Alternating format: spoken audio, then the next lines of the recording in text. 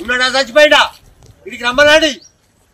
ఇప్పుడు వస్తాయిగా ఎలక్షన్లు, ఒక్కొక్క రమ్మని. ఇప్పుడు మోర్లు క్లీన్ చేయమంటే క్లీన్ చేయరు. మున్సిపల్ కమిషనర్ చెప్తే ఏదో చిన్న పిల్లలు మున్సిపల్ కమిషనర్ కింద ఉంటాడు. ఏం చేస్తున్నారు?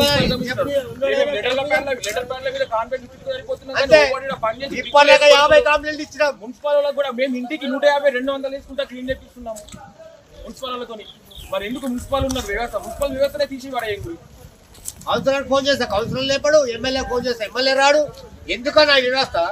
చెప్పాలి, మీరు బతుకురా, మీ ఓట్లు మాకు అద్దను, మేము వెయ్యలేం. ఏదో రకం బతాం, కైకిలు చేసుకుని ఏదో రకం బతాం, ఏమని చేసుకుంటాం. ఓట్ల కోసం రాగానే ఓట్లేరి 500 ఎందుకు ఇది బతుకు? రాకు రాజకీయ నాయకులు అంటూ మా కాలనీకే రాకురి. అందరం వచ్చి మాకు ఇన్ని పైసలు వేసుకో, మేమనే రోడ్లు ఏమైనా వేసుకుంటాం. ఒక్క రాజకీయ నాయకుడు మా కాలనీకి రాకురి. మనిషికి పైసలు వేసుకున్నా, కైకిలు చేసుకున్నా మేము రోడ్లు బాగు చేసుకుంటాం. ఓటు కోసం వస్తే మాత్రం తంతాం. ఇది పక్క. ఓటు కోసం వస్తే మాత్రం తంతాం. మీరు మా కాలనీకే రాకురు నాయకులు. సీతాకత్తది అటే పోతాడు, చెబిల సమస్య అటే పోతాడు. రమణారెడ్డి గారు అయితే పత్తన లేడు. ఏంది ఇది?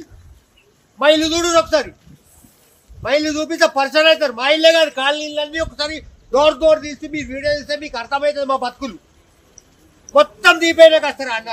8 ఏళ్ళకి ట్యాంక్ ఎక్కితే 12 దాకా ఏ నాయకుడు రాలేదు. ఇలా ఏం తింటారు? ఇలా భార్య ప్రెగ్నెన్సీ ఈమెటి పోవాలి, పరిస్థితి ఎట్లా? నాయకులు రారే, మేము రాకురే. మీ రోడ్లు పైన మేము మనిషికి 5, 10 ఏడాది దాకా జమ చేసుకొని మేము చేసుకున్నాం. నాయకులు మాత్రం రాకురి.